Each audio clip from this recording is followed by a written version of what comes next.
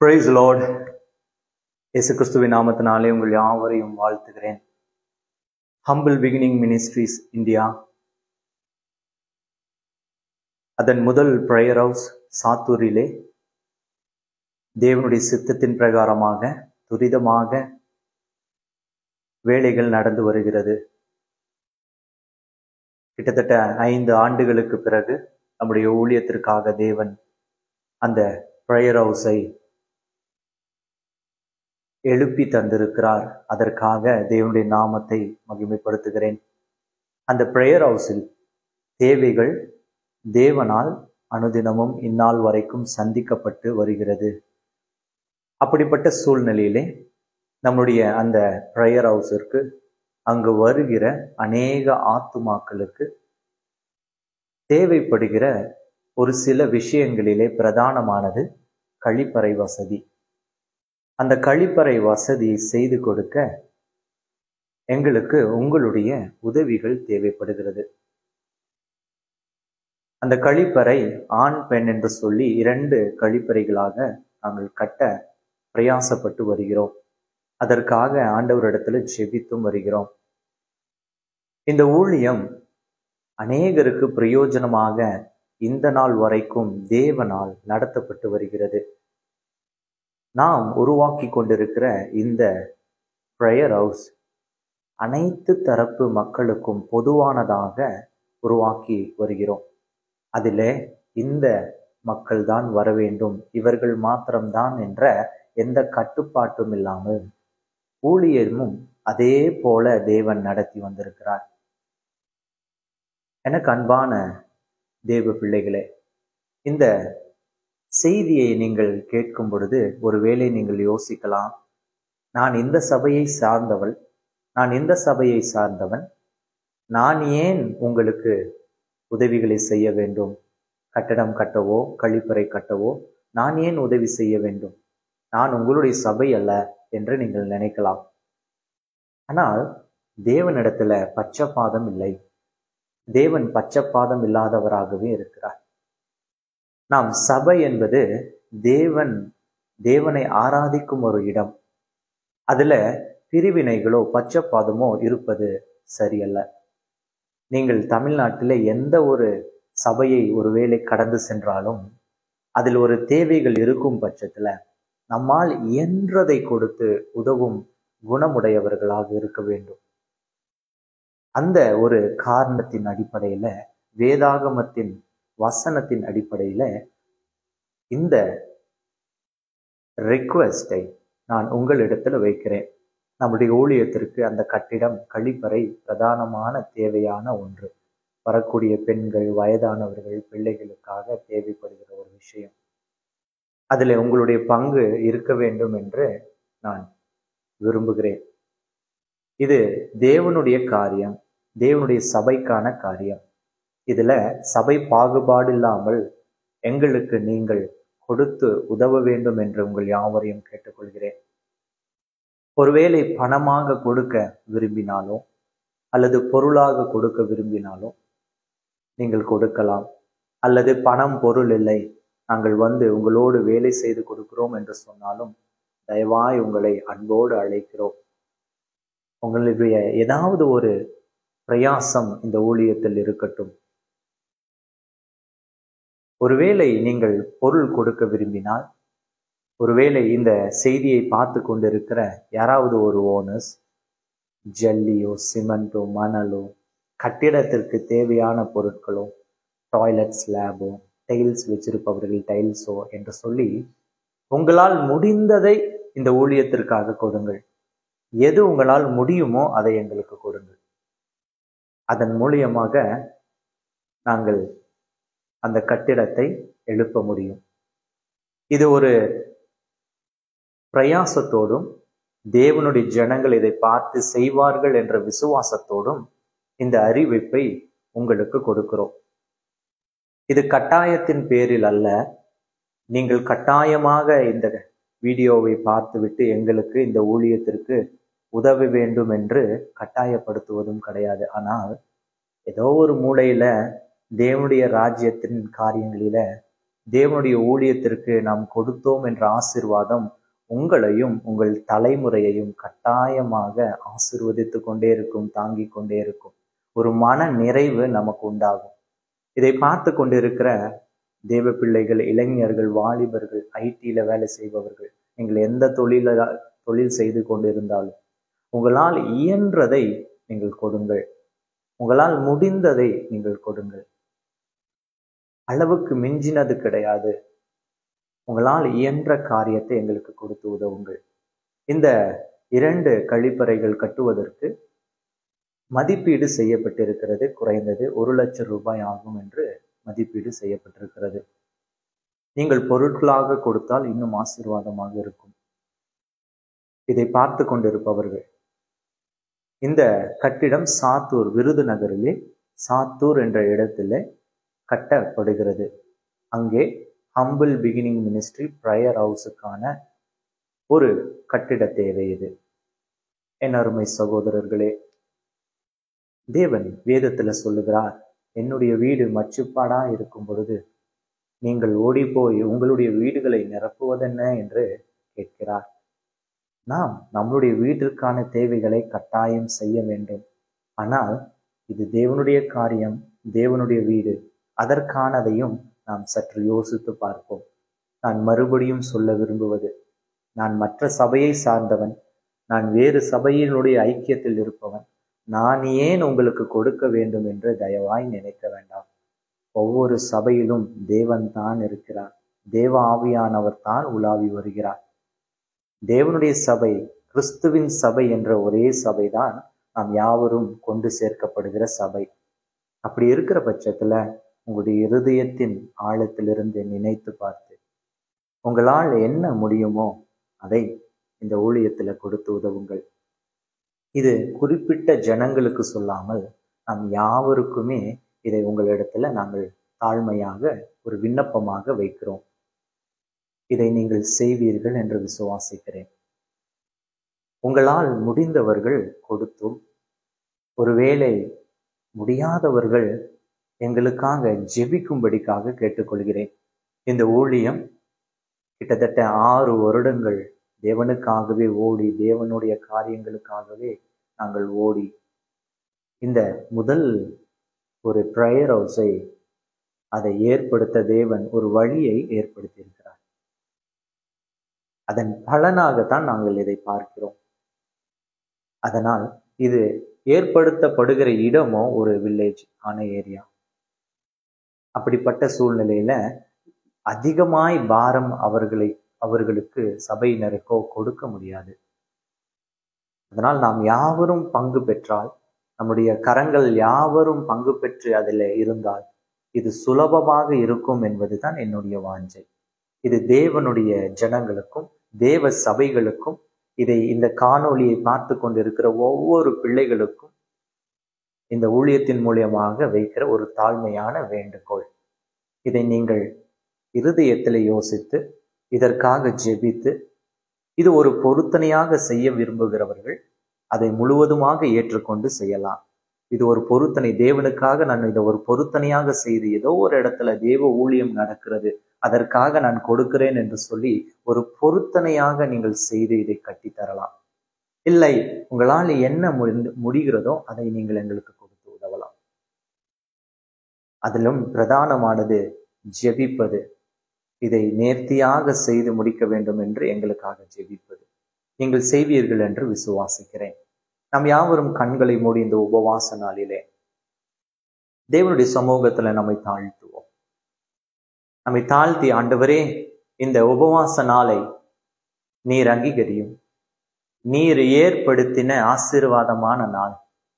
நீர் எங்களுக்கு தந்திருக்கிற இந்த உபவாச நாளிலே எங்களுடைய சரீரத்தை ஒடுக்கி என்னுடைய ஆத்துமாவை உயிர்ப்பிக்க உம்மால் கூடும். இந்த உலகத்துல ஒரு மனிதன் எவ்வளவு வழிகளை செலுத்தினாலும், எவ்வளவு காணிக்கைகளை செலுத்தினாலும், ஆண்டவரே, நாங்கள் உமக்கு கொடுக்கிறதுல ஆண்டவரே பரிசுத்தமானது எது என்று யோசிக்கும் பொழுது என்னுடைய உபவாசம் அல்லவோ நான் உமக்கு கொடுக்கிற பரிசுத்தமான காணிக்கை. அந்த பரிசுத்தமான காணிக்கையை நாங்கள் ஆண்டவரே உம்முடைய சமூகத்துல ஒப்பு கொடுக்கிறோம்.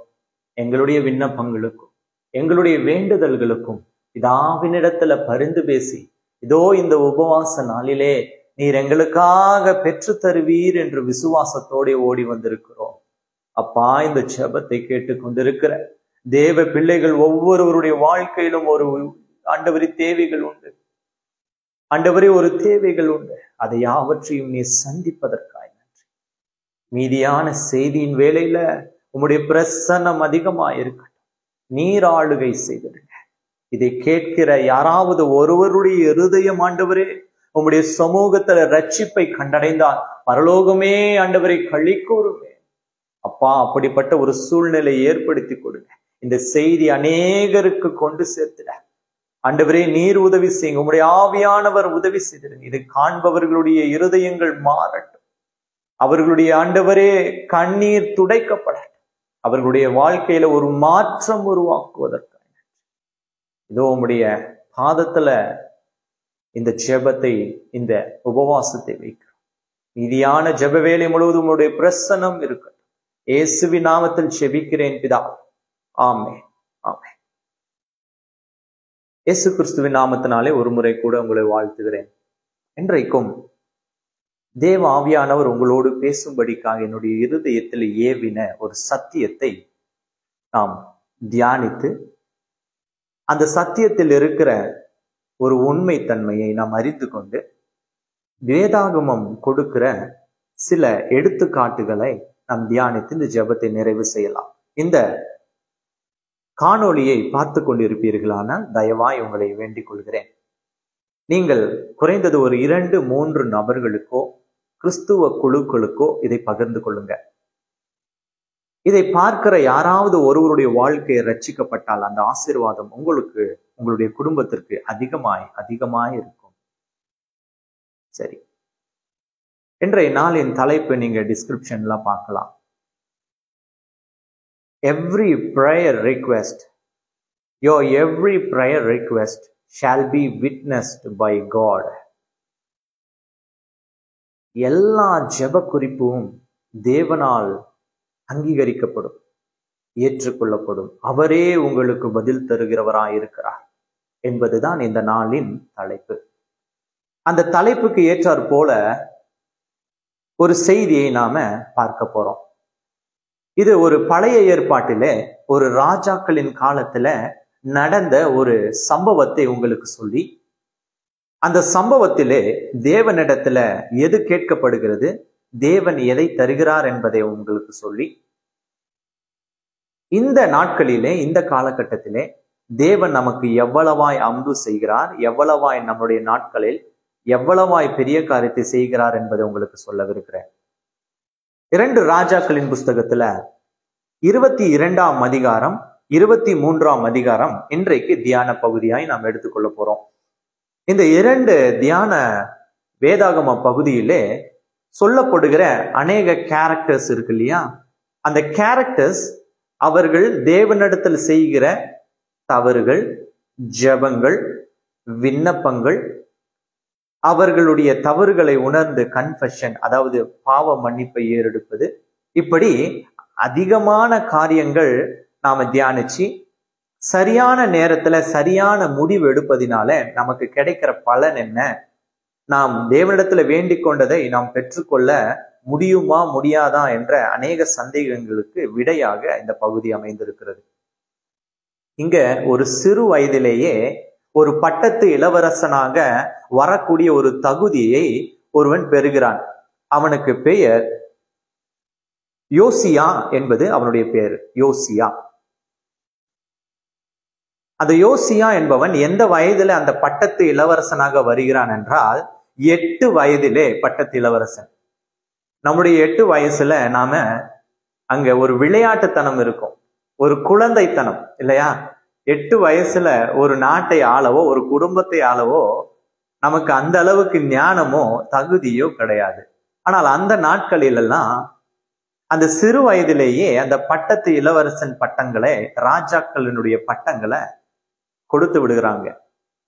அதே போல சிறு வயதிலேயே தேவனுடைய சித்தத்தின் பிரகாரமாக ஒரு சின்ன குழந்தை, 8 வயசு குழந்தை தேவன் தெரிந்து கொண்டுறாரு.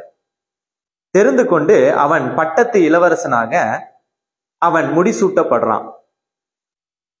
அவனுடைய தாயாருக்கு பெயர் என்ன தெரியுமா? எத்திதாள் என்பது அவருடைய தாயாருடைய பெயர். சரி, இப்போ இவன் 8 வயசுல ஒரு பட்டத்து இளவரசனாக வரும் பொழுது அவனுக்கு அரசியல் தெரியாது, பேச்சு வழக்கு தெரியாது, பினான்ஸ் பொருளாதாரம் தெரியாது. அரசியல் என்றாலே அநேக சாணக்கிய தன்மை தேவை இல்லையா? அரசியல் சாணக்கியன்னு நீங்க கேள்விப்பட்டிருக்கலாம் இல்லையா? அந்த சாணக்கிய தன்மை தெரியாது, அந்த திறமைகள் குறைவாக இருக்கும். சின்ன பையனுக்கு எவ்வளவு புரிதல் இருக்கும்? யார் ஒரு சின்ன மிட்டாய் கொடுத்தாலும் அவங்களோட போகிற குணமுடையவர்கள் தான் சின்ன பிள்ளைகள். 8 வயசுல எப்படி இருக்கும்? இப்படிப்பட்ட சூழ்நிலையில ஒரு பெரிய தேசத்திற்கு ராஜாவாக மாறுகிறான். ஆனால் அந்த தேசமுடைய சூழ்நிலை அவனுக்கு தெரியாத அன்னைக்கு அவன் வளர்ந்து வரான். வளர்ந்து வரும் பொழுது அவனுக்கு 18 வயசாகுது, 18 இயர்ஸ். 18 வயசாகும் பொழுது அவனுக்குள்ள ஏதோ ஒரு யோசனை தென்படுது, அவனுக்குள்ள ஒரு யோசனை உண்டாகுது. என்ன யோசனைன்னா, 22ஆம் அதிகாரத்துல 3வது வசனத்தை நான் வாசிக்கிறேன். நீங்க உங்களுடைய வேதாகமத்தில் எடுத்து பாருங்க. ராஜாவாகிய யோசியாவின் 18ஆம் வருஷத்திலே ராஜா மெசுல்லாமின் குமாரனாகிய அத்சலியாவின் மகன் சாபான் என்னும் சம்பிரதியை கர்த்தரின் ஆலயத்துக்கு அனுப்பி, அடுத்த வசனம் சொல்லுது, நீ பிரதான ஆசாரியனாகிய இல்கியாவின் இடத்திற்கு போய் கர்த்தருடைய ஆலயத்துக்கு கொண்டு வரப்பட்டதும் வாசல் காக்கிறவர்கள் ஜனத்தின் கையிலே வாங்கப்பட்டதுமான பணத்தை அவன் தொகை பார்த்து, பிற்பாடு அவர்கள் அதை கர்த்தருடைய ஆலயத்தின் வேலையை விசாரிக்கிறவர்கள் கையிலே கொடுத்து, அவர்கள் அதை கர்த்தரின் ஆலயத்தை பழுது பார்ப்பதற்காக அதிலிருந்து வேலைக்காரராகிய தச்சரும் சிற்பசாரிகளுக்கும் கொச்சருக்கும் ஆலயத்தை பழுது பார்க்கும்படி வேண்டிய மரங்களையும் வெட்டின கற்களையும் வாங்குகிறதற்கும் செலவழிக்க வேண்டும். ஆகிலும் அந்த பணத்தை தங்கள் கைகளில் ஒப்புவித்துக் கொள்ளுகிறவர்களுக்கோ காரியத்தை உண்மையாய் நடப்பிக்கிறபடினால் அவர்களிடத்தில் அதன் கணக்கை கேட்க வேண்டியதில்லை என்று சொல் என்றான். இந்த சாரம்சமான வசனத்தை பார்க்கிறோம். அவனுடைய தேசத்துல தேவனுடைய ஆலயம் எல்லாம் ஏதோ ஒரு வகையில நாசம் செய்யப்பட்டிருந்தது. இந்த ராஜாவினுடைய இருதயத்திலோ, இந்த யோசியா ராஜாவின் இருதயத்திலோ ஒரு வாலிபனாக 18 வயசு வாலிபனாக வரும் பொழுது அவன் முதலாவது சிந்திக்கிற காரியம் என்ன தெரியுமா? தேவனுடைய ஆலயத்தை. இன்றைய நாட்களில எத்தனை வாலிபர்கள் நாம் தேவனுடைய ஆலயத்தை குறித்த சிந்தையில் உடையவர்களா இருக்கிறோம் நினைச்சு பாருங்க. வாலிபத்துல நாம் எக்ஸ்ப்ளோர் செய்வதில் நாம் அதிகமாக விரும்புகிறோம். எக்ஸ்ப்ளோரிங், அப்படியே ட்ரக்கிங் போகணும், மலையில வண்டியை ஜீப்பை ஏத்திட்டு போகணும். தார் இன்னைக்கு வந்திருக்கு, தார்ன்ற வண்டி, ட்ரக்கிங் போற வண்டி, மலையில ஏற்றி விளையாடுகிற வண்டி, கற்பாறைகளில ஏற்றி விளையாடுகிற வண்டி, பெரிய பைக் ரைடு. இப்பெல்லாம் நிறைய பேர் விரும்புறது என்னன்னா பைக் ரைடு. பெரிய ஒரு லாங் ரைடு போறாங்க, காஷ்மீருக்கு போறாங்க, அதை தாண்டி இமயமலைக்கு கூட போறாங்க. அப்படிப்பட்ட ஒரு பெரிய பைக் ரைடு போகணுன்றதுதான் அந்த வாலிபத்திலே அவர்களுடைய துடிப்பு, ரத்த துடிப்புல அவர்கள் யோசிக்கிற காரியம் இல்லையா? ஆனா கொஞ்சம் வித்தியாசத்தை பாருங்க. இங்க ஒரு ராஜா இருக்கிறான். ராஜானா அவனிடத்தில் இல்லாத பணம் கிடையாது, அவனிடத்துல இல்லாத பொருளாதாரம் கிடையாது, அவனிடத்துல இல்லாத அதிகாரம் கிடையாது. அவனுக்காக சேவை செய்ய சொடக்கினால், ஒரு சொடக்கு போட்டா அடுத்த நிமிஷம் வந்து நிக்கிறதுக்கு ஆயிரக்கணக்கான ஜனங்கள் இருக்காங்க இல்லையா? அப்படிப்பட்ட ஒரு ராஜா தன்னுடைய வாலிபத்துல முதல்ல என்ன தெரியுமா செய்யறா? தன்னுடைய தேசத்தில் இருக்கிற தேவனுடைய ஆலயங்கள் எல்லாம் பாழாய் கிடக்கிறது என்பதை அறிந்து கொண்டு அவனுடைய சம்பிரதியான சாப்பான் அப்படின்றவனை அனுப்பி என்ன தெரியுமா செய்யறான்? இங்க பாரு, இந்த காசெல்லாம் தேவனுடைய ஆலயத்திலிருந்து எடுக்கப்பட்டது, அங்கு நன்கொடைகளாக ஜனத்தால கொடுக்கப்பட்டது. இந்த காசை அப்படியே எடுத்துட்டு போய் யாருக்கிட்ட கொடுக்கணும்? அந்த ஆசாரியன், அந்த ஊழியக்காரன் இருக்கான் இல்லையா, அவன் இந்த ஊழியக்காரன் இடத்துல போய் காட்டி அங்க வேலை செய்ய இந்த காரியத்தெல்லாம் கொடுத்து வேலைக்காரர்கள் எல்லாம் வர வச்சு, தச்சர்களையும் கொல்லர்களையும் மரங்களை வெட்டுகிறவர்களையும் ஒவ்வொருவரையும் வர வச்சு, முதலாவது என்ன செய்? தேவனுடைய ஆலயத்தை பழுதுவார் என்று சொல்லி அனுப்புறான். அல்லேலூயா. தேவனுடைய ஆலயம். ஒரு தேசத்துக்கு ஆசீர்வாதமே என்ன தெரியுமா? அந்த தேசத்துல தேவனுடைய ஆலயம் எவ்வளவு நிறைவா இருக்கிறது என்பதுதான், இல்லையா? ஒரு தேசத்துக்கு எதுங்க ஆசீர்வாதம்? முதல்ல ஒரு தேசத்துக்குள்ள ஒரு மனுஷன் வரான்னா அவன் ஒவ்வொருவருடைய வீட்டிற்குள்ள வருதுல, ஒரு தேசத்துல இருந்து இன்னொரு தேசத்துக்கு ஒரு மனுஷன் வரானா அவன் பார்க்கிற காரியம், இந்த தேசத்தின் தெய்வங்கள் எப்படிப்பட்டது, இந்த தேசத்தின் தெய்வங்களை எந்த அளவுக்கு இவர்கள் வணங்குகிறார்கள், மதிப்பளிக்கிறார்கள் என்பதுதான். ஒரு கிறிஸ்தவன் என்பதை ஒவ்வொருவருடைய வீட்டிற்குள்ள போய் பார்ப்பது கிடையாது. அவர்கள் இந்த வெளியில் உலகத்தில் இருக்கிற ஜனங்கள் ஒவ்வொருவருடைய கிறிஸ்தவனுடைய வீட்டிற்குள்ள போய் எட்டி பார்க்கறாங்களா? கிறிஸ்தவர்களா வீட்டை எவ்வளவு சுத்தமா வச்சிருக்காங்க, எவ்வளவு காஸ்ட்லியான டிவி மாட்டி இருக்காங்க, எவ்வளவு காஸ்ட்லியான கார் வச்சிருக்காங்க, எவ்வளவு பெரிய பங்களா வச்சிருக்காங்கன்னு பாக்குறாங்களா? கிடையாது. அவர்கள் பார்ப்பது வெளி உலகத்துல நாம் யாவரும் ஒரே இடத்துல கூடி சேர்ந்து ஆராதிக்கிறோம் தெரியுமா, அந்த ஆராதனை ஸ்தலத்தை தான் பாக்குறாங்க. முதல்ல நம்முடைய ஆராதனை ஸ்தலம் என்பது பாழானதா இருக்கக்கூடாதாம். நம்முடைய ஆராதனை ஸ்தலம் என்பது வெறுமையானதா இருக்கக்கூடாதாம், நீட்ஃபுல்லா இருக்கக்கூடாது. தேவைகளுக்காக கையேந்தி நிற்பவர்களைப் போல ஆராதனை ஸ்தலங்கள், தேவாலயங்கள் இருக்கக்கூடாது. ஒரு நல்ல தேவனுடைய பிள்ளை, ஒரு நல்ல தேவனுடைய ஜனங்கள், ஒரு நல்ல தேவனுடைய ஜனத்தார் மத்தியில இருக்கக்கூடிய தேவாலயம் அவர்களுடைய வீட்டில் இருக்கிற பொருளை காட்டிலும், அவர்களுடைய வீட்டின் நிறைவை காட்டிலும் அதிகமாய் ஆசீர்வதிக்கப்பட்டதா இருக்கணுங்க. அதிகமாய் நிறைவுள்ளதா இருக்கணும். அதிகமாய் தேவைகள் இல்லாததா இருக்கணும். எல்லா ஜனமும் வரக்கூடிய ஒரு இடம் இல்லையாது? எல்லாரும் ஆண்டவரை தேடுகிற இடம் இல்லையாது?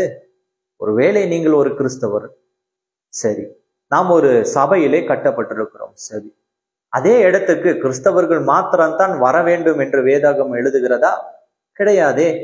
அந்த இடத்திற்கு தேவனை விரும்புகிற, தேவனை தன்னுடைய தகப்பனாக ஏற்றுக்கொள்கிற, தேவ சாயலை உடைய எந்த மனுஷனும் வரலாம் இல்லையா? அப்ப அந்த இடத்துக்கு வரும் பொழுது அந்த தேவாலயத்தை பார்த்தா, அந்த ஆலயத்தை அவர்கள் ஜெபிக்கிற ஜெப வீட்டை பார்த்தா, இது என்னங்க இது? ஜன்னல் இல்லையா? இது என்னங்க இது? ஒரு ஃபேன் இல்லையா? இது என்ன இவ்வளவு வேகுது? ஒரு ஏசி இல்லையா? என்னங்க தேவனை ஆராதிக்கிறீங்கன்றீங்க, ஒரு பேண்டு கூட இல்லையா? ஒரு ஜால்ரா இல்லையா? ஒரு சேர் கூட இல்லையா? பாயில தானே, அதுவும் பாய் கிழிஞ்சு போயிருக்கீங்க. ஆனா அவர்கள் என்ன நினைப்பாங்கன்னா, இந்த சபைக்கு வர்றவர்களுடைய வீடுகளும் நல்லா செகண்ட் ஹேண்ட்ல கூட வாங்கினா கூட அந்த வீட்டுல டிவி நல்லா பெருசா இருக்கணும். இப்ப எல்லாருடைய ஆசையும் அப்படிதான். இன்றைக்கு நான் நினைச்சு பாருங்க, எல்லா தேவனுடைய ஜனங்கள் இல்ல, எல்லா ஜனங்களுடைய வீட்லயும் LCD, OS TV, iOS networking இருக்கிற டிவி, அதுவும் அந்த வால்ல அதை பெருசா மாட்டணும். அந்த பழைய காலத்து அந்த இவ்வளவு பெருசு டிவி எல்லாம் இப்ப கிடையாது, வேண்டாம். எங்களுக்கு அந்த டிவியை முன்னாடி பெருசா மாட்டினாதான் கௌரவம். நான் எவ்வளவு அதிகமான பணக்காரன், என் வீடு எவ்வளவு அதிகமா ஆசீர்வதிக்கப்பட்டிருக்கிறதுன்றத நம்ம எப்படிலாம் காட்டுவோம்? பெரிய டிவி மாட்டோம், முடிஞ்சா விலையுயர்ந்த காரை வாங்குவோம், முடிஞ்சா மிகப்பெரிய வீட்டை மாடி மேல மாடி வீடு கட்டுவோம். ஆனா ஞாயிற்றுக்கிழமைகளிலே கார் ஏறி ஒரு சபைக்கு போறோம். நல்ல கவனமா கேளுங்க சகோதரனே, கார் ஏறி, பைக் ஏறி, வாகனத்துல ஒரு சபைக்கு நம்ம போறோம். அந்த சபையோ ஒரு கதவு கூட இல்லாத சபையா இருக்கும், ஒரு ஜன்னல் கூட இல்லாத சபையா இருக்கும். அங்க உள்ள போய் உட்கார்ந்தா இந்த உஷ்ணம் இல்லையா, இந்த நாட்கள் ரொம்ப உஷ்ணமான நாட்கள், ரொம்ப ரொம்ப உஷ்ணம். ஒரு சின்ன ஒரு ஃபேன் கூட மேல விட்டுல, ஒரு ஃபேன் கூட இருக்காது. அந்த ஊழியக்காரர் பாட பாட வேர்த்து வடிந்து கொண்டு இருப்பாரு, வேர்த்து வடிந்து பாடலை பாடிட்டு இருப்பாரு. ஆனால் நமக்கோ அது பெரிய காரியமாவே தெரியாது. நாம சபையில உட்காரும் பொழுது கூட நாம் என்ன தெரியுமா செய்வோம்? நாம பணக்காரர்கள், நம்ம நல்லா சம்பாதிப்பவர்கள், நம்ம சொசைட்டில நல்ல ஸ்டாண்டர்ட், பெரிய வீடு, பெரிய பங்களா வைத்திருப்பவர்கள் என்பதற்காக அந்த ஊழியத்துல அந்த சபையில நாம எதிர்பார்ப்போம், ஒரு சேர் வேணும். ஐ சிட் ஆன் த சேர். ஒரு சேர்ல தான் உட்காருவேன். கவனமா கேளுங்க என் சகோதரனே, வாலிபனே. இன்னைக்கு வாலிப பிள்ளைகள் ஒரு 10th முடிச்சோடனே அவங்களுடைய ஸ்கில்ஸ் அதிகமா இருக்கு. இந்த உலகம் அவர்களுக்கு அதிகமான வாய்ப்பு கொடுக்குது சம்பாதிக்க. They are exploring. அந்த நாட்கள் போல கிடையாது, வேலைக்கு ஓடி தேடி அப்படின்றதெல்லாம் கிடையாது. இந்த நாட்களில everywhere there is lakhs and lakhs of jobs. நீங்க ஏர்ன் பண்றதுக்கான வாய்ப்புகள் அதிகமா கொடுக்கப்படுது வாலிபர்களுக்கு. ஆனால் நீங்க ஏர்ன் பண்ணிட்டு அதை எங்க தெரியுமா போய் கொட்டுறீங்க? விரயமா? தேவையில்லாத இடங்கள், பிரியமில்லாத இடங்கள், தேவன் விருப்பப்படாத இடங்கள்ல போய் அந்த காசை விரயமாக்குற மால்ஸ். நிறைய டைம் நான் பெங்களூர் போகும்போது என் மனம் வருந்தும், துடிக்கும். அந்த மால்ல அது வஞ்சிக்குது. மாலுக்குள்ள எக்கச்சக்கமான ஆயிரக்கணக்கான கடைகள், ஆயிரக்கணக்கான பொருட்கள், எல்லாமே நார்மல் விலையை விட 5 மடங்கு 10 மடங்கு அதிகமா தான் விலை இருக்கும். அது குறைவுல இருக்காது. நம்ம சும்மா சுத்தி பார்த்துட்டு நம்ம செலவு நம்ம யோசிப்போம் ஸ்மார்ட்டா. என்ன தெரியுமா? நம்ம மாலுக்குள்ள போய் ஏசி வாங்குறதுக்கு போகலாம். ஏசி வாங்கலாம், நல்லா கூலிங்கா இருக்கும் மாலுக்கு. ₹1 கூட செலவழிக்க கூடாதுன்னு.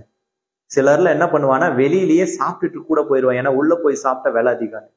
ஆனா நம்ம உள்ள போய் அந்த மால்ல போய் அப்படியே ஒன்னொன்னா சுத்தி பார்க்கும் பொழுது மற்ற ஜனங்கள் அப்படியே நம்மளை பார்த்து அவர்களுடைய பர்ச்சேஸ், அவர்கள் செய்வதை பார்க்கும் பொழுது நமக்குள்ள ஆசை தூண்டப்படுகிறது, நமக்குள்ள ஒரு வஞ்சனை தூண்டப்படுது.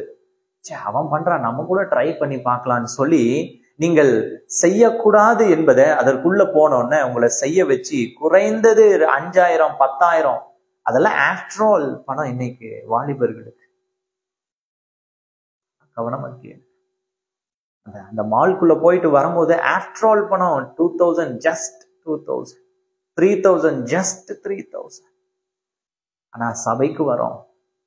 ஞாயிற்றுக்கிழமைகளில் நம்மளுடைய வில்லேஜ்ல இருக்கிற சபைக்கு, நம்ம ஒரு சிட்டியில இருந்தனா நல்லா பெரிய பெரிய கட்டிடமா கட்டி வச்சிருப்பான். அந்த கட்டிடத்திற்கு ஏற்றாற் போல காணிக்கை கொடுக்கிறோம். கேளுங்க, இதெல்லாம் உண்மை தாங்க. அந்த கட்டிடத்தை பார்த்து அந்த கட்டிடத்தின் தகுதிக்கேற்ற காணிக்கையை போடுற நீங்களோ, உங்களை உருவாக்க பயன்படுத்தப்பட்ட அந்த சின்ன கிராம ஊழியனுடைய சபைக்கு நீங்க செல்லும் பொழுது நல்லா அங்கிருந்து உருவாக்கப்பட்டு வெளியில போயிருப்பீங்க. இப்ப திரும்பி வரீங்க, நல்ல காரு பங்களா வசதியோட வரீங்க. ஆனாலும் அந்த ஊழியன், அந்த வில்லேஜ்ல இருக்கிற ஊழியனுடைய சபையோ தேவைகள் நிறைந்ததா இருக்கும், அதிக தேவை. அந்த ஊழியக்காரன் வரக்கூடிய அந்த சின்ன காணிக்கையை வச்சு அனுதினமும் ஜபம் பண்ணுவார். ஆண்டவரே ஜபம் பண்ணி கொஞ்சம் கொஞ்சமா சேர்த்து வைப்பார். அவருடைய பிழைப்பின் தேவை, அவருடைய உணவின் தேவை, குடும்பத்தின் உணவு தேவை. அந்த கொஞ்ச காணிக்கையில அதை எடுத்துக்கிட்டு மீதி எல்லாம் எதுக்கு திரும்ப வைப்பாரு? அந்த ஃபேனை எப்படியாவது வாங்கிடணும், அந்த டேபிளை எப்படியாவது வாங்கி. நம்மளுடைய ஜனங்கள் அந்த பாயில உட்கார்றாங்களே, தரையில உட்கார்றாங்களே, வயசானவங்க நல்லா தரையில உட்கார்ந்து எந்திரிக்க முடியலையே, எப்படியாவது ஒரு 20 சேர் 10 சேர் வாங்கிடணும். அவனுடைய பாரம். இங்கேயும் யோசியாவின் பாரம் அப்படிதான் இருந்துச்சு. அந்த தேசத்துல இதற்கு முன்பதாக ஆண்டவர்கள் என்ன செஞ்சாங்கன்னா, அந்த தேசத்துல முதலாவது கை வைப்பது எது தெரியுமா? தேவனுடைய ஆலயங்களை கை வச்சு நிர்மூலமாக்குறாங்க. தேவனுடைய ஆலயங்களுக்குள்ள அவர்கள் வணங்குகிற அவர்களுடைய விருப்பத்திற்கேற்ற காரியங்கள் எல்லாம் உள்ள கொண்டு போய் வச்சிடுறாங்க. ஆனா இங்க சொல்லப்படுது, என்ன தெரியுமா சொல்லுது? 2வது வசனம், 2 ராஜாக்கள் 22:2 என்ன தெரியுமா சொல்லுது? அவன் கர்த்தரின் பார்வைக்கு செம்மையானதை செய்து தன் தகப்பனாகிய தாவீதின் வழிகளெல்லாம் வலது இடதுபுறம் விலகாமல் நடந்தான். ஹல்லேலூயா. இன்றைக்கும் தேவனுடைய பிள்ளைகள் சிலர் இருக்கத்தான் செய்யறாங்க. தாய் தகப்பன் தேவனுடைய அந்த சபையிலே ஒரு நல்ல ஒரு ஆடாக அந்த பிள்ளைகளை வளர்ப்பாங்க. எப்படி தன்னுடைய தாய் தகப்பன் அந்த சபையை கனப்படுத்தினாங்களோ, அந்த சபையின் தேவைகளை சந்திச்சாங்களோ, அந்த சபைக்கு தேவையானதையெல்லாம் செய்து கொடுத்தாங்களோ அது போலவே தன்னுடைய பிள்ளையும் வளர்ந்து வரும்போது அப்படியே இருப்பாங்க. நிறைய நான் பார்த்திருக்கேன். இன்றைக்கும் ஒரு சிலர் நான் போகிற சபை ஊட்டியில நான் போகிற சில பெண்டிகாஸ்டல் சபைக்கு போகும்போது நான் பார்த்திருக்கேன். தாய் எவ்வளவு கனப்படுத்தினாங்க. தாய் படிப்பறிவு இல்லாதவங்களா இருப்பாங்க, கூலி வேலை செஞ்சிருப்பாங்க. ஆனா அந்த கூலி வேலை செஞ்சாலும் சபையில ஏதாவது ஒரு தேவைன்னு ஐயான்னு வந்து முதல் கொடுக்கறது அந்த அம்மாவா தான் இருப்பாங்க. எனக்கு ஒரு அம்மாவை தெரியும், 2 பிள்ளைகள். கணவன் நல்ல வேலை செஞ்சாங்க. ஒரு மலையாளி ஃபேமிலி அவங்க. கணவன் நல்ல ஒரு ஹோட்டல்ல மேனேஜரா இருந்தாரு. நல்ல லக்ஸுரியான லைஃப். கொஞ்ச நாட்கள் போச்சு. ஒரு சின்ன வீடு, அவர் நல்ல சேலரி சம்பாதிக்கும் பொழுது சின்ன வீடு ஒண்ணு வாங்கி, அந்த வாடகை வீட்டுல இருந்து அந்த புது வீட்டுல அவங்க வாங்கின ஒரு சின்ன வீடு, 2 அறை இருக்கிற ஒரு சின்ன வீடு வாங்கி அதுக்குள்ள போயிட்டாங்க. ஓன் ஹவுஸ் இல்லையா, சின்ன 2 அறைனாலும் ஓன் ஹவுஸ் வாங்கி போயிட்டாங்க. சரி, போய் நாட்கள் கடந்து போகும் பொழுது 1.5 வருஷத்துல ஏதோ ஒரு பிரச்சனையில தன்னுடைய கணவன் சிக்கிட்டாரு. எதனாலனா ஏதோ ஒரு பண பிரச்சனையில அந்த நிறைய லாபம் கிடைக்கணும் என்று சொல்லி அவர் ஏதோ ஒண்ணுல இன்வெஸ்ட் பண்ணி, இவர் ஹோட்டல்ல இருக்கிற பணத்தை வெளியில எங்கேயோ இன்வெஸ்ட் பண்ணிட்டாரு, தவறான காரியம். அந்த ஹோட்டல் உரிமையாளர்களுக்கு தெரியாமலேயே அந்த காசை எடுத்து இன்வெஸ்ட் பண்ணிட்டாரு. இப்ப இன்வெஸ்ட் பண்ணோன்னா என்ன ஆயிடுச்சுன்னா, கொஞ்ச நாள்ல அந்த ஹோட்டல்ல இருந்தவங்க இவரை இந்த மாதிரி தவறா அங்க வர்ற காசை உபயோகிக்கிறாருன்றத கண்டுபிடிச்சிட்டாங்க. கண்டுபிடிச்சோன்னா உடனடியாக ஹோட்டல்ல இருந்து போலீஸ் கேஸ் கொடுத்துட்றாங்க. கேஸ் கொடுத்து ஆடிட்டிங் எடுத்து இவர் என்னென்ன தப்பு செஞ்சிருக்காருன்னு பார்த்தோன்னா 15 லட்சம் ரூபாய். நான் சொல்றது கிட்டத்தட்ட 20 வருஷத்துக்கு முன்பதான ஒரு கதை. அந்த நாட்களிலே 15 லட்சம்ன்றது மிகப்பெரிய பணம். 20 வருஷத்துக்கு முன்னாடி நான் பேசிட்டு இருக்கேன். 15 லட்சம் ரூபாவை அவர் அங்கிருந்த ஹோட்டல் உரிமையாளர்களுக்கு தெரியாமலேயே எடுத்துட்டு இருக்காரு. எடுத்து உபயோகிச்சிட்டாரு. இப்போ இவர் மேல போலீஸ் கேஸ் ஆச்சு. போலீஸ் கேஸ் ஆனோன்னு இவர் எங்கெல்லாம் லேண்ட் வாங்கி இன்வெஸ்ட் பண்ணாரோ, வண்டி வாங்கியிருக்காரு, லேண்ட் வாங்க இன்வெஸ்ட் பண்ணி எல்லாவற்றையும் விற்க வேண்டிய சூழ்நிலை, எல்லாத்தையும் வித்து அரெஸ்ட் பண்ணிட்டாங்க. எல்லாத்தையும் வித்து அவர்களுக்கு திருப்பி கொடுக்கும் பொழுது அவருக்கு பெயில் கிடைச்சு பெயில்ல வந்தார். பெயில்ல வந்ததுக்கு அப்புறம் இந்த சமுதாயம் அவரை எப்படி பார்க்குதுன்னா ஒரு திருடனை போல பார்க்க ஆரம்பிச்சிருச்சு. அந்த மன வேதனை. அவர்கள் ஒரு சபையில, ஒரு ஐக்கியத்துல, ஒரு பெண்டிகாஸ்டல் சபையிலே ஒரு ஐக்கியத்துல இருந்தவர்கள் தான். அப்போ அந்த சபைக்கு வந்து கொண்டிருந்தவரும் இப்போ அந்த சபைக்கு வருவதனால அந்த சபையில இருக்கிறவர்கள் இவரை தவறா பார்க்க ஆரம்பிச்சிட்டாங்க, தவறான பார்வையில. ஆனா வேதனை ஜாஸ்தியாகி கொஞ்ச நாள்ல என்ன ஆச்சுன்னு ஒரு 2-3 மாதங்களிலே அவருக்கு ஸ்ட்ரோக் வர ஆரம்பிச்சு. நிறைய யோசனை, ஜாஸ்தி யோசனை பண்ணனால ஸ்ட்ரோக் வந்துருச்சு. ஸ்ட்ரோக் வந்து படுத்து சரியா 1 வருடத்துல அவர் இறந்து போய்விட்டார். ஒரு நாள் வீட்டுல கதறாங்க. 2 பிள்ளைங்க, சின்ன சின்ன பிள்ளைங்க. ஒருத்தர் 5வது படிக்கிறாரு, ஒருத்தர் 6வது படிக்கிறாரு. சின்ன பிள்ளைங்க. இந்த அம்மா அவனுடைய தாய் என்று சொல்லி, இந்த அம்மா இவர் நல்லா வேலை செய்யும் பொழுது ஹவுஸ் ஒய்ஃபா இருந்தவங்க இப்போ இவர் குறைஞ்சி இவ்வளவு பிரச்சனை எல்லாத்தையும் வித்து ஒரு தரித்திரத்திற்குள்ள போன உடனே கூலி வேலைக்கு போகாரு. அங்க இருக்கிற கேரட் தோட்டம், அங்க இருக்கிற தோட்ட வேலைகளுக்கு இலை பொறிக்கிறதுக்கு, டீ இலை பொறிப்பாங்க இல்லையா, ஊட்டியில எல்லாம் டீ இலை பொறிக்கிறத ஜாஸ்தி. அந்த மாதிரி டீ இலை பொறிக்கிற வேலைக்கு போய் வேலை செஞ்சு அதுல கிடைக்கிற 50 ரூபாய் 60 ரூபாய் அந்த நாட்களில எல்லாம் அவ்வளவுதான் கூலி. ஒரு நாளைக்கு 50 ரூபாய் 55 ரூபாய் 40 ரூபாய் 30 ரூபாய்லாம் இருக்கு. ஒரு நாளைக்கு 35 ரூபாய் 40 ரூபாய் தான் கூலியே ஒரு நாளுக்கு. அந்த 30 ரூபாய் 35 ரூபாய் கூலியை வாங்குறதுக்கு ஒரு நாள் முழுசும் வேலை செஞ்சு அப்படியே வருவாங்க. இப்படி நாட்கள் போயிட்டு இருக்கு. அப்போ ஆண்டவர் அந்த சபையில அவங்களை ஐக்கியமாக வச்சிருந்த ஒரு காரணத்தினால இந்த அம்மா இருந்தாங்க, அவருடைய கணவர் இருக்குல்ல, குடியில அவர் இறந்து போயிட்டார். அந்த பிள்ளைகளும் இந்த சபையில ஐக்கியப்பட்டு வச்சிருந்தாங்க. அந்த அம்மா கிட்ட இருந்த ஒரு குணம், அது ரொம்ப ஆச்சரியமா இருக்கும்.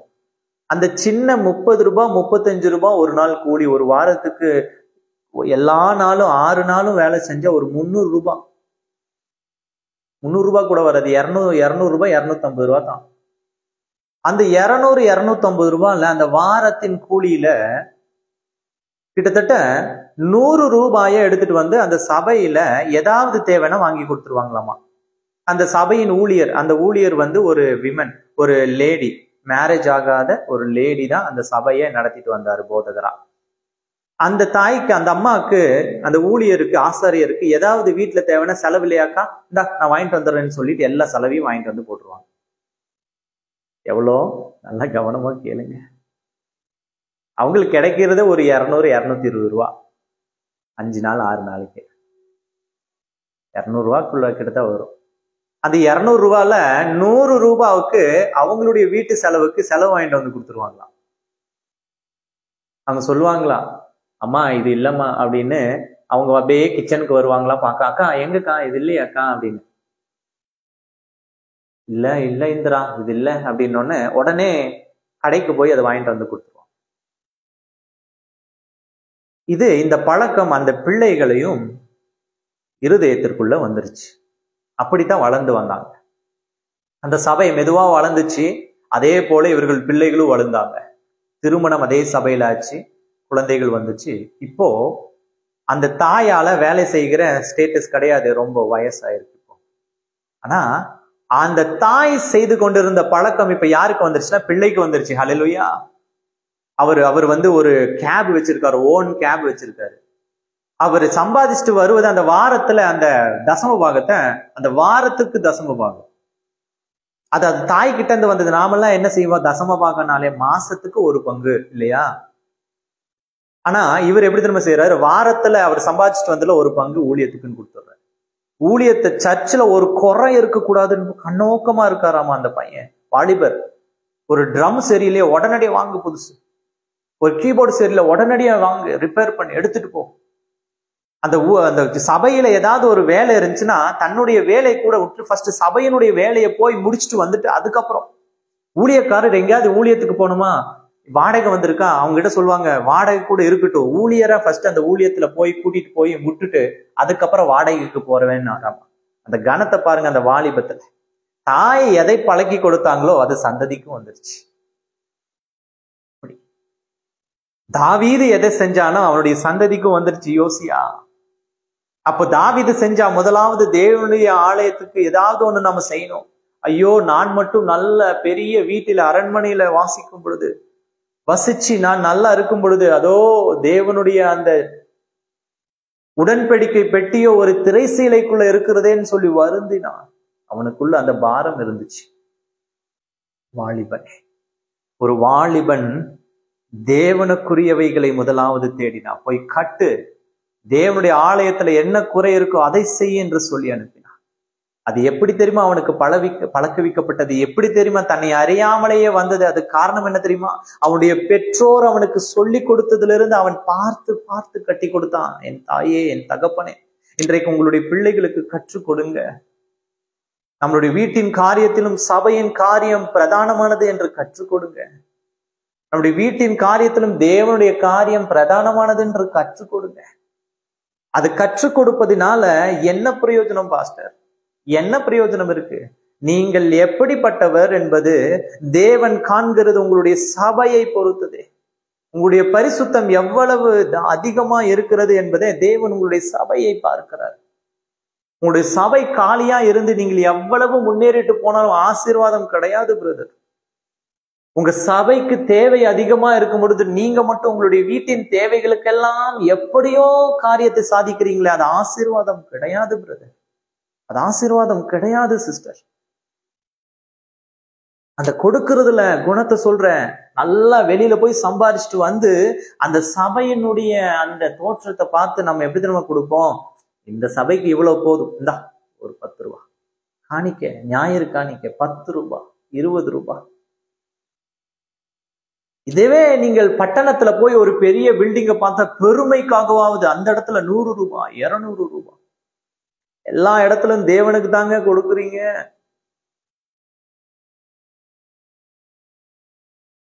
எல்லா இடத்துலயும் தேவன் தான். எல்லா இடத்துலயும் அவருடைய ஆவியானவர் தான். நீங்க எங்க கொடுத்தாலும், சின்ன பில்டிங் கொடுத்தாலும், கிராமத்துல இருக்கிற ஊழியத்துக்கு கொடுத்தாலும், நகரத்தில் இருக்கிற ஊழியத்துக்கு கொடுத்தாலும், எல்லா இடத்திலும் தேவன்.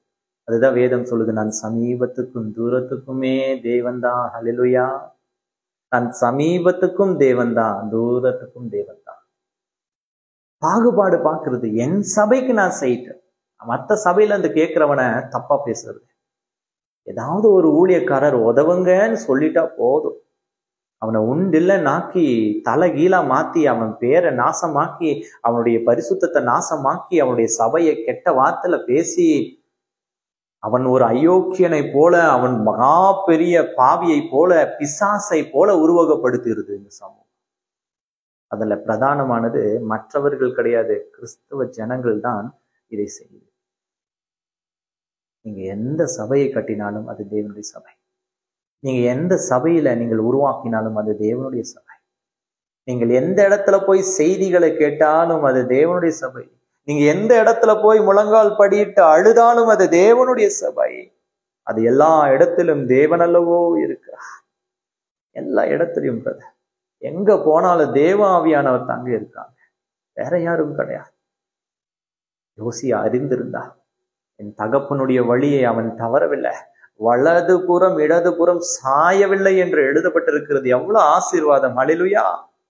நீங்கள் இன்றைக்கு எதை கற்றுக் கொடுக்கிறீங்களோ நாளைக்கு உங்க பிள்ளை அதுதான் செய்யும். நீங்க வளர்ந்ததுக்கு அப்புறம் உங்க பிள்ளை தாறுமாறான வழியில போகும்போது பாஸ்டர் கிட்ட வந்து ஜெபம் பண்றது, என் பிள்ளை தவறான வழியில போறான், ஜெபம் பண்ணுங்க பாஸ்டர். என் பிள்ளை குடிக்கிறான், ஜெபம் பண்ணுங்க பாஸ்டர். காரணம் என்ன? ஆமா, சின்னதுல அவனுக்கு கற்றுக் கொடுக்கல. சபையின் ஐக்கியம் என்ன, அதனுடைய அன்பு என்ன, அதனுடைய பெருமை என்ன கற்றுக் கொடுக்கல. சமயம், என் வாலிபனே சபையை கட்ட எழும்பு. என் வாலிப சகோதரனே சகோதரியே, சபையை கட்ட உன்னால் முடிந்ததை செய். இது வாலிப நாட்கள். இந்தியாவில வாலிபர்களுடைய எண்ணிக்கை, இளைஞருடைய எண்ணிக்கை அதிகம்னு ஒரு டேட்டா சொல்லுது. இன்றைக்கு நான் உங்களிடத்துல கேட்கிறேன், முறையிடுறேன், நம்முடைய சபைகள் பாழாக்கப்படக்கூடாது, நம்முடைய சபைகள் வீணாக்கப்படக்கூடாது. உங்களுடைய கரம் அதுல இருக்கணும். எஸ், நீங்கள் நினைத்தால் கட்டாய முடியும். நாம் யாவரும் சேர்ந்து செய்ய வேண்டிய காரியம். சபை பாகுபாடு பார்க்காம தேவனுக்கு என்று செய்வது. அப்படி செய்தால் அப்போ அந்த தேசத்துல எக்கச்சக்கமான பிரச்சனைகள், அதை நீங்க அந்த 2 அதிகாரத்தை நீங்க உங்கள் தனிப்பட்ட இன்றைய ஜெபத்துல நீங்கள் வாசிக்கணும். அதற்குள்ள பாகாலின் பனிமுட்டுக்கள், சிலைகள், அதன் தூப வர்க்கங்கள் என்று சொல்லி தேவனுடைய ஆலயத்துல தேவையில்லாத காரியங்களை இதற்கு முன்பதாக ஆண்ட ராஜாக்களும் அவர்களுடைய ஆசாரியர்களும் வைத்து விட்டாங்க. அதனால் தேவனுடைய கோபாக்கினை அந்த தேசத்தின் மீது, அந்த ஜனங்கள் மீது இருந்தது. ஜனங்களோ தேவனுடைய ஜனங்கள் தான், ஆனா அவர்களை ஆண்டவர்களுடைய காரியங்களினால இவர்களுடைய பாவ வாழ்க்கையும் அதிகமாயிருச்சு. அப்போ இதை அறிந்து கொண்ட உடனே என்ன தெரியுமா செய்யறான்? இப்போ இந்த காரியத்தை யாருகிட்ட கேட்டு அனுப்புறான்னு இல்கியா கிட்ட கேட்டு அனுப்புறான். இல்கியா கிட்ட கேட்டு அனுப்பும் பொழுது அவன் இந்த காரியத்தெல்லாம் செய் அப்படின்னு சொல்லும் பொழுது, அங்க சாப்பான் அந்த ஆலயத்துல கிளீன் பண்ண சொல்லும் பொழுது, அந்த கிளீன் பண்றவங்க திடீர்னு ஒரு புக் கண்டுபிடிக்கிறாங்க. Book, secret book. அந்த புக்கை கண்டுபிடிச்சான அந்த இல்கியா அந்த புக்கை பாக்குறான். பார்த்துட்டு அந்த புக்கு என்னன்னு பாருங்க, 8வது வசனம் சொல்லுது. 8வது வசனம். அப்பொழுது பிரதான ஆசாரியானாகிய இல்கியா சம்பிரதி ஆகிய சாப்பானை நோக்கி, நான் கர்த்தரின் ஆலயத்திலே நியாயப்பிரமாண புஸ்தகத்தை கண்டுபிடித்தேன் என்று சொல்லி அந்த புஸ்தகத்தை சாப்பான் இடத்தில் கொடுத்தான். அவன் அதை வாசித்தான். இப்போ ரொம்ப வருஷத்துக்கு அப்புறம் அதை கிளீன் பண்றாங்க. அந்த அந்த தேவனுடைய சபையை கிளீன் பண்ணும் பொழுது ஒரு நியாயப்பிரமாண புஸ்தகம் எங்கிருந்தோ கண்டுபிடிச்சிட்டாங்க. அந்த ஆயர் ஆசாரியன் கண்டுபிடிச்சோன்னா அதை எடுத்துட்டு வந்து சாப்பான இடத்துல, ராஜாவின் சம்பிரதி இல்லையா, அவர் இடத்துலதான் வந்து கொடுக்கணும், எதுனாலும் இன்ஃபார்ம் பண்ணும். அப்போ இவர் இடத்துல வந்து இன்ஃபார்ம் பண்றாங்க, என்னன்னு, நான் ஒரு நியாயப்பிரமாண புஸ்தகத்தை நான் கண்டுபிடிச்சிருக்கேன். அதை எடுத்துட்டு வந்து கொடுக்குறாங்க. கொடுக்கும் பொழுது இந்த சம்பிரதி என்ன செய்யறானா, அதை வாசித்துட்டு உடனடியா எடுத்துட்டு போய் யோசியா கிட்ட கொடுக்குறான். யோசியா கிட்ட அந்த ராஜாவின் இடத்துல போய், ஐயா என் ராஜாவே, இந்த தேவாலயத்துல இதோ இந்த இல்கியா எனக்கு ஒரு புஸ்தகத்தை கொடுத்தான், அதை நான் வாசிக்கட்டுமா என்று சொல்லி அவனுடைய முன்பதாக வைக்கிறான். அவனுக்கு முன்பதாக வைக்கும் பொழுது அது வாசிக்கும்படிக்காக சொல்றான். 10, 11, 12 வசனங்களிலே அதை வாசிக்கிறாங்க.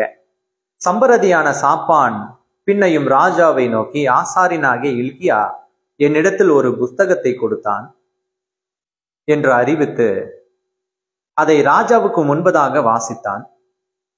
ராஜா நியாயப்பிரமாண புஸ்தகத்தின் வார்த்தைகளை கேட்டபோது தன் வஸ்திரத்தை கிழித்து கொண்டு ஆசாரியனாகிய இல்கியாவுக்கும் சாப்பானின் குமாரனாகிய அகிகாமுக்கும் மீகாயாவின் குமாரனாகிய அப்போருக்கும் சம்பிரதியாகிய சாப்பானுக்கும் ராஜாவின் ஊழியக்காரனாகிய ஆசாயாவுக்கும் ராஜா கட்டளையிட்டு, கண்டெடுக்கப்பட்ட இந்த புஸ்தகத்தின் வார்த்தைகளின் நிமித்தம் நீங்கள் போய் எனக்காகவும் ஜனத்திற்காகவும் யூதா வனத்திற்காகவும் கர்த்தரிடத்தில் விசாரியுங்கள். நமக்காக எழுதியிருக்கிற எல்லாவற்றின்படியையும் செய்ய நம்முடைய பிதாக்கள் இந்த புத்தகத்தின் வார்த்தைகளுக்கு செவி கொடாதபடியினால் நம்மேல் பற்றி எறிந்த கர்த்தருடைய உக்கிரம் பெரியது என்றான். ஹல்லேலூயா. அவன் கண்டுபிடிச்சிட்டான் எதனால இந்த ஜனத்துக்குள்ள பிரச்சனை, நம்முடைய இந்த ராஜாங்கத்துல குறைவா இருக்கு, பிரச்சனையா இருக்கு, சாபமா இருக்கு, எதனாலன்றது இந்த புத்தகத்தை கண்டுபிடிச்சு வாசிக்கும் பொழுது பயந்து நடுங்கி போய் நம்முடைய தகப்பனும் தாயும் செய்ய மறந்தது என்று சொல்லி அவன் என்ன தெரியுமா செய்யற, நீ போ ஆண்டவர் இடத்துல விசாரி, எனக்காகவும் யூதாவுக்காகவும் இந்த ஜனத்துக்காகவும் கர்த்தரிடத்தில் விசாரி என்று சொல்ற என் வாழ்வனை. ஒருவேளை உன் தாய் தகப்பன் உங்களுக்கு கற்றுக் கொடுக்காமல் இருக்கிற தேவனுடைய காரியங்களிலே எவ்வளவு அதிகமா நாம் இருக்கணும் சொல்லி, ஒருவேளை உங்களுடைய தாய் தகப்பன் உங்களுக்கு கற்றுக் கொடுக்காமல் இருக்கலாம். ஒரு ஞாயிற்றுக்கிழமை கிறிஸ்தவர்களாக நம்ம வாழ்ந்து கொண்டு இருக்கலாம். நம் மாதம் முதல் கிறிஸ்தவர்களாக வாழ்ந்து கொண்டு இருக்கிறோம். அநேக கிறிஸ்தவர்கள் எனக்கு தெரியும். நான் இந்த ஊழியத்திற்குன்னு சுவிசேஷ பணியாக அநேக இடத்துக்கு நான் சென்று வரேன். அந்த இடத்துல அவர்கள் அதை ஒரு பெருமையா சொல்வதை நான் கேட்டிருக்கேன். என்ன தெரியுமா, மாசத்துக்கு ஒரு முறை அந்த கம்யூனின் நாள்ல நான் சரியா போய் கம்யூனின் எடுத்துட்டு வந்துடுவேன், அதுக்கப்புறம் போக மாட்டேன்.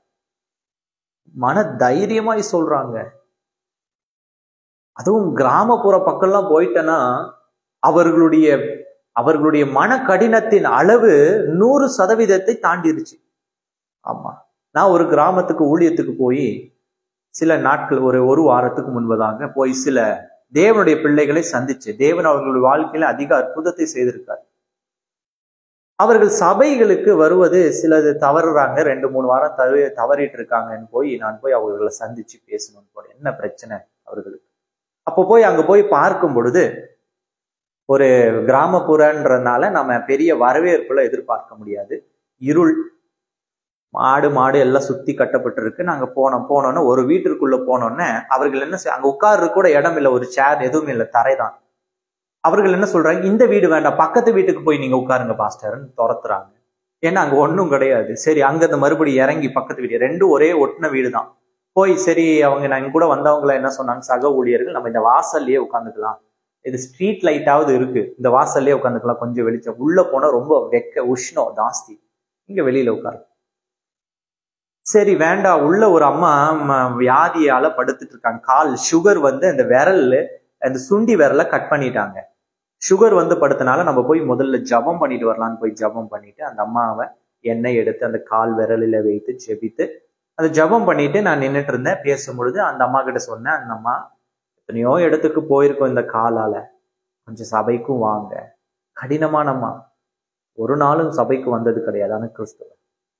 அப்ப சொல்லும் பொழுது அவங்க சொல்றாங்க, இங்க எப்படி போய் இது அதாச்சுன்னா, நான் மாடு மேய்க்க போகும் பொழுது ஏதோ ஒரு காரியத்துல ஒரு காயம் ஆயிடுச்சு, அது ஜாஸ்தி ஆகி இப்ப விரலையே எடுக்க வேண்டியது வந்துருச்சு.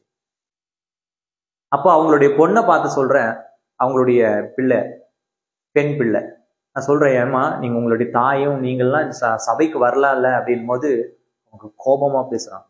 என்ன தெரியுமா சொன்னாங்க, எந்த கடவுள் ஆடு மாடுகளுக்கு சாப்பாடு போடாம சபைக்கு வர சொல்லிச்சு அப்படின்னாங்க. இதற்கு என்னால பதில் சொல்ல முடியும். அவங்க கேட்கிற அந்த கோபம், அதற்குள்ள அவர்கள் கிறிஸ்துவையும் கிறிஸ்துவத்தின் அன்பையும் வேதாகமும் அறியாமையில பேசுறாங்க என்பது தெளிவா தெரிஞ்சிருச்சு. எனக்கு தெரிஞ்சோன்னா உடனடியா அவங்களுக்கு பதில் சொல்லி அவர்களால ஏற்றுக்கொள்ள முடியாது. ஏன்னா வேதாகமம் தெரிந்தால் தானே வேதாகமத்துல இருந்து சில காரியத்தை சொல்லி இங்கெல்லாம் இப்படி இருக்கு, இப்படிதான் செய்யணும்னு சொல்ல முடியும். அவங்க வேத அறிவும் இல்லை, அவர்கள் வேதாகமும் அவர்களிடத்துல இல்லாத கிறிஸ்தவர்களா வாழ்றாங்க. கிராமம் இதெல்லாம். நான் கேட்டேன், ஏம்மா எதனால இவ்வளவு கோபப்படுறீங்கன்னா, அப்புறம் என்ன செய்யறது, 15 மாடு இருக்கு, 6 கண்ணுக்குட்டிங்க இருக்கு, ஆடுகள் இருக்கு. இது எல்லாத்தையும் நான் தான் காலையில மேய்க்கருக்கு போவேன்.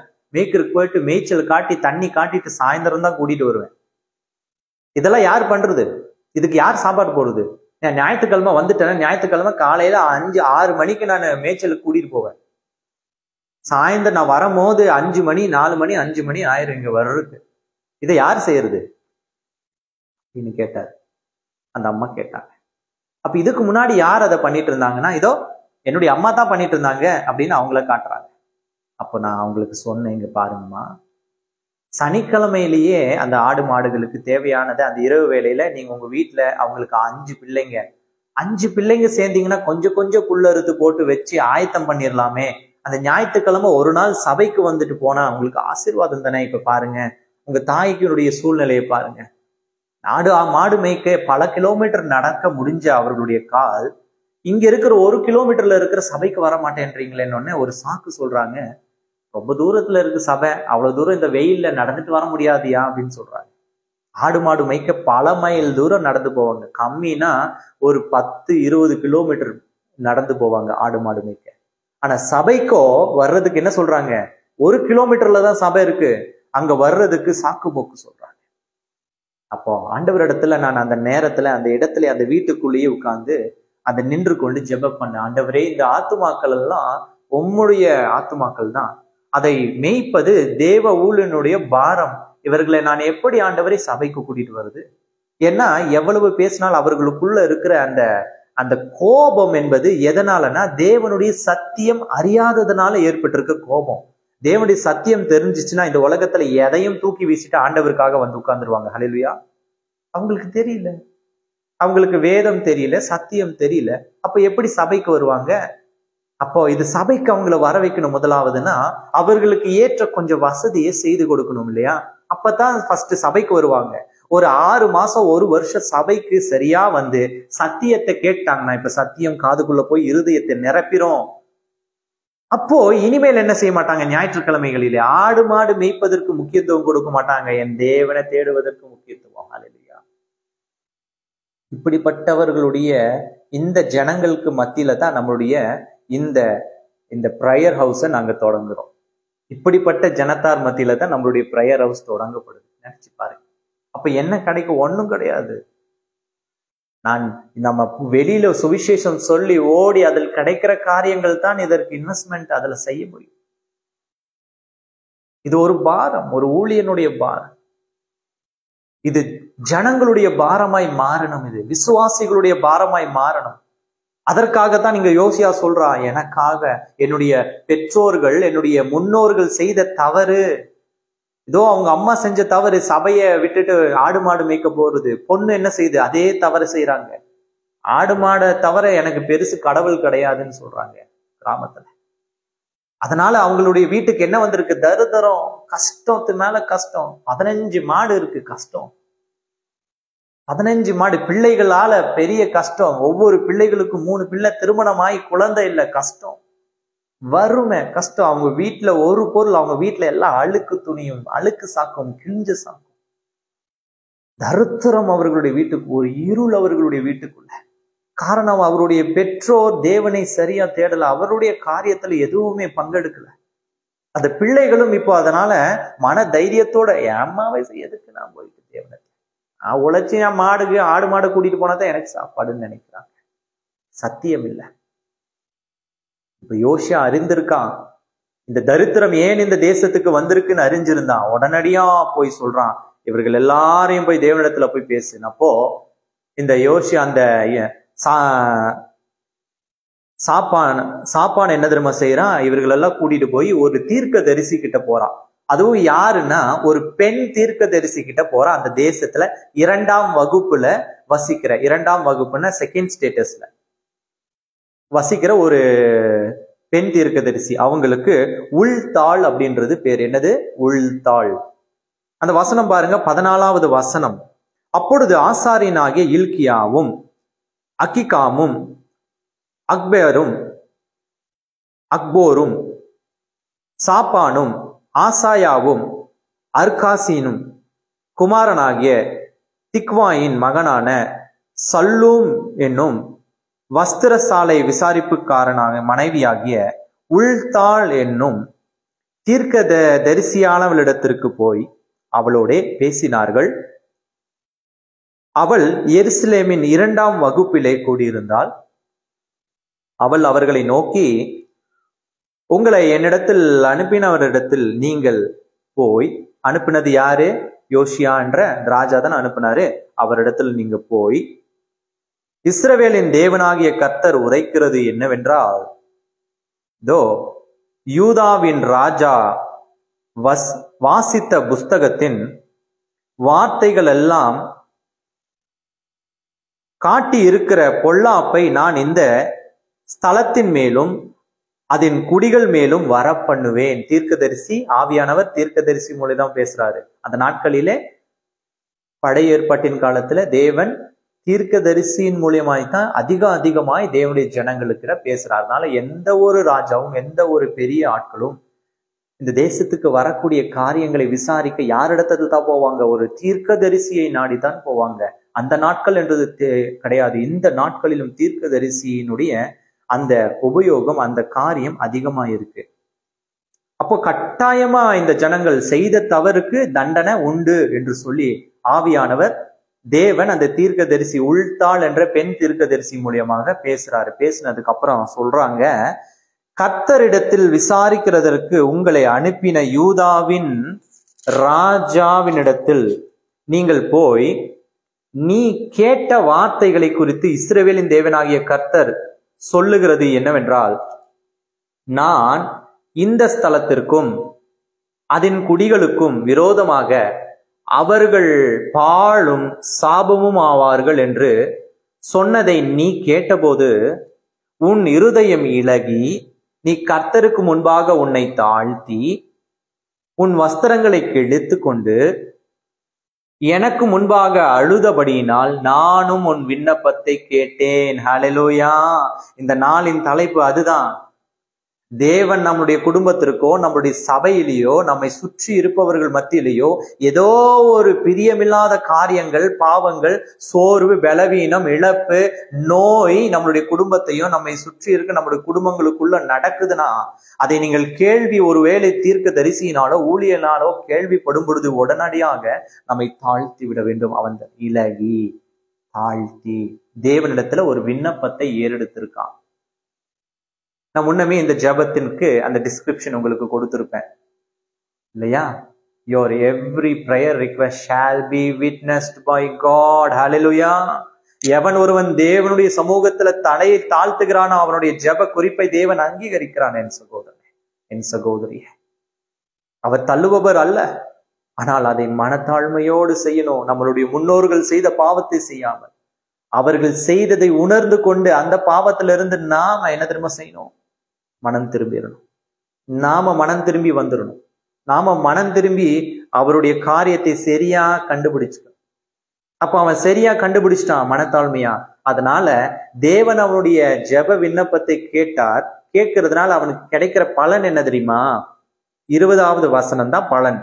பாருங்க, ஆகையால் இதோ நான் உன்னை உன் பிதாக்கள் அண்டையிலே சேர்த்து கொள்வேன்.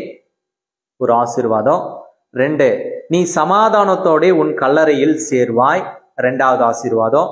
3, நான் இந்த ஸ்தலத்தின் மேல் வரப்பண்ணும் சகல பொல்லாப்பையும் உன் கண்கள் காண்பதில்லை. 3வது ஆசீர்வாதம். அது மாத்திரமல்ல, என்று கர்த்தர் சொல்லுகிறார் என்பதை சொல்லுங்கள் என்றால் இந்த மறு உத்தரவை அவர்கள் போய் ராஜாவுக்கு சொன்னார்கள். ஹல்லேலூயா. அவனுக்கு கொடுத்த ஆசீர்வாதம், அவனுடைய ஜெப விண்ணப்பம் கேட்கப்பட்டது. என் சகோதரன், அவனுடைய ஜெப விண்ணப்பத்தை தேவன் அங்கீகரித்தார்.